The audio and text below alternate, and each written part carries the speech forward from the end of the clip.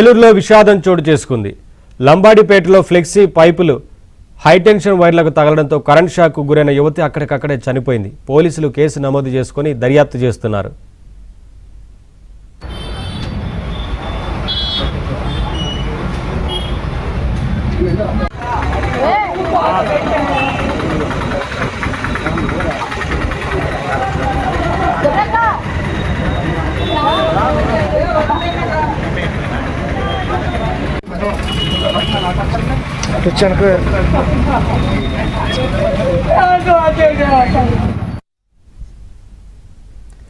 ఏలూరులో విషాదం చోటు చేసుకుంది. లంబాడిపేటలో ఫ్లెక్సీ పైపులు హైటెన్షన్ వైర్లకు తగలడంతో కరెంట్ షాక్కు గురైన యువతి అక్కడికక్కడే చనిపోయింది. పోలీసులు కేసు నమోదు చేసుకుని దర్యాప్తు చేస్తున్నారు.